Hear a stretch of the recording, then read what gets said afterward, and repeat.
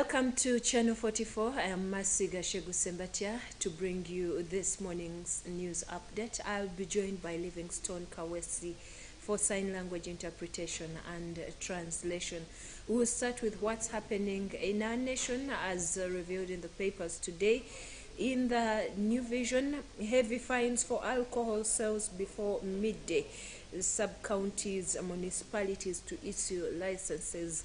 It's in today's New Vision. And also in the New Vision, NRM party holds meetings with Buganda Busoga members of parliament. A female genital mutilation practitioner jailed for 4 years. The magistrates court in Moroto district has sentenced a 46-year-old woman to 4 years in jail for carrying out a female genital mutilation on 4 girls. It's in today's New Vision. And also 4 held over Busika police post attack, and district with highest HIV prevalence named HIV AIDS activist Reverend Kenon Gideon Byamgisha, who was seen dancing as Subuga, also known as Supercharger, performed with the Joint Adherent Brothers and Sisters Against AIDS. Jabasa Group, the File Lutaya Memorial Lecture at Makerere University Business School, Nakawa. This was on day 2 of the National HIV and AIDS Symposium yesterday. File Lutaya is remembered for bringing the awareness of HIV and helping many overcome, not actually succumb to HIV in Uganda. And in the Daily Monitor today, Naduli Kin quizzed over police gun raid. Mr. Yusuf Jakana, who is Naduli's youngest brother, and Mr. Sulaiman Naduli, an imam at Masjid Fatuma, say interrogators tasked them to produce guns used in the deadly attack on Busika police post. Details of this story on page 4 in today's Daily Monitor. And also the Daily Monitor brings you change of guard at Kyambogo University gets 3rd Chancellor.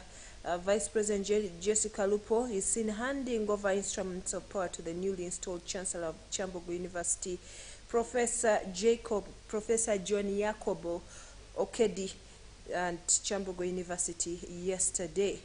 In other stories, legislators grill UNRA boss officials over 4.6 billion shillings. The Parliamentary Committee on Commissions, statutory authorities and state enterprises yesterday put UNRA officials to task over 4.5 billion shillings said to have been diverted. Bank of Uganda puts public debt at 80 trillion shillings. That's according to the Deputy Governor of Bank of Uganda, Michael Ating Ego, who told MPs yesterday on the Finance Committee that Uganda's current public debt is 80 trillion shillings. Details are in today's Daily Monitor. And also, the Daily Monitor brings you Besige's remedy for Ebola. Dr. Kiza Besige has opposed the government decision to cut short the 3rd term of the academic year, saying the spread of Ebola can be prevented through sensitization and other methods. Get yourself a copy of today's Daily Monitor and also see the different job opportunities that you can get at different firms and different companies and organizations. Right now, allow me to take you into today's international news update. We'll start with what's happening outside our nation, just in neighboring Kenya.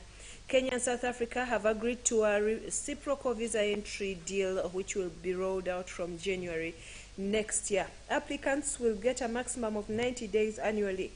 Currently, Kenyan nationals pay up to $40 and have proof of sufficient funds, as well as an average of 3 weeks for a South African visa.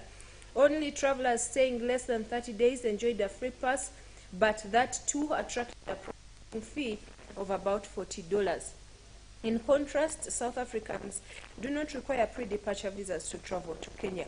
The new visa-free regime was announced after talks between President William Ruto and his South African counterpart Cyril Ramaphosa in Nairobi. In Sudan, thousands of members of Sudan's Nuba ethnic group have marched through the capital Khartoum, calling for an end to violence in their mountainous homeland. They carried placards saying no to the genocide of the Nuba, accusing the government of supporting Arab militias to drive them off their land. Last month, up to 20 people were killed in fighting between the Messiria Arabs and the Nuba in their home region of West Kordofan. The Nuba have been marginalized for decades. They have been killed, tortured, evicted from their land, and forcibly converted to Islam. In the United States, Republicans and Democrats are in a tight race for control of the U.S. Congress a day after the midterms.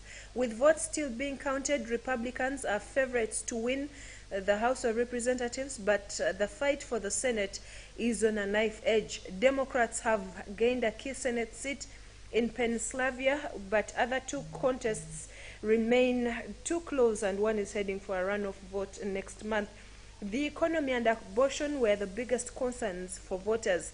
Though this should have benefited Republicans, they have not seen the red wave of victories they had hoped for. And in Europe, President Emmanuel Macron has formally ended France's decade-long operation to fight Islamist insurgents in the Sahel. In a major speech at a naval base in Toulon, he said some French troops would remain in the region. However, they would be there under new arrangements to be worked out with the host countries. At its highest point, Operation Barkhane saw some 5,500 French soldiers deployed in Mali, Niger, Chad, Burkina Faso, and Mauritania. The announcement also represents a major shift in French strategic priorities brought on by the war in Ukraine and changing perceptions of the most important threats facing the country. And moving on, the number of delegates with links to fossil fuels at the UN Climate Summit has jumped 25% from the last meeting, according to analysis. Campaign group Global Witness found more than 600 people at the talks in Egypt are linked to fossil fuels. That's more than the combined delegations from the 10 most climate-impacted countries. Around 35,000 people are expected to attend the COP27 summit in the Red Sea resort of Sharm el-Sheikh. In Europe, U.S. President Joe Biden has said Russia's decision to withdraw from the Ukrainian city of Kherson shows its military has some real problems. Mr. Biden said he had been expecting the move for some time and that it would allow both sides to recalibrate their positions over the winter. Kherson is one of the only major Ukrainian city to fall to Russian forces. And in Africa, Twitter has fired nearly all its staff in Ghana, which was home to its only office in Africa.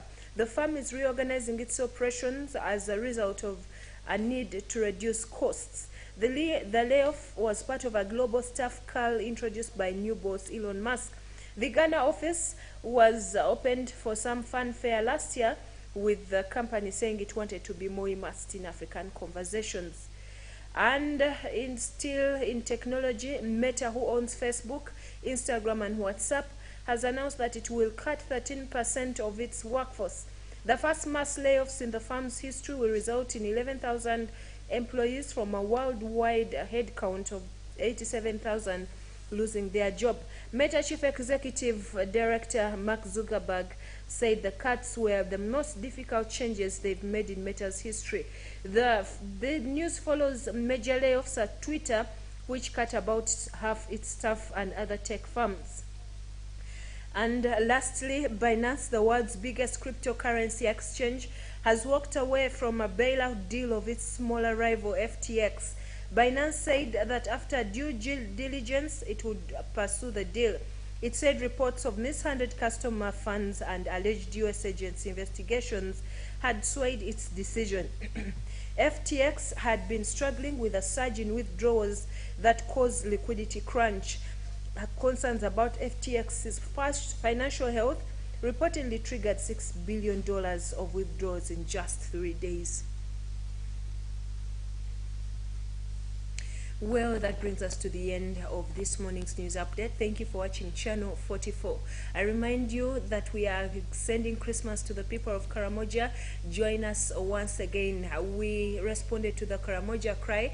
Thanks to you, Robert Kayanja Ministries and ministry partners for helping the people of Karamoja. Karamoja that was crying is now smiling, and we are sending them Christmas to have a lifetime of joy this time. Please send your seed to the numbers that will be available during the services, or you can bring your seat to the Miracle Center Cathedral at the reception, or you can come and bring it in the services every evening. You'll be tremendously blessed. The Pastors Now program is coming up next. We will return at 12:45 with fresh news updates. Do not touch your dial.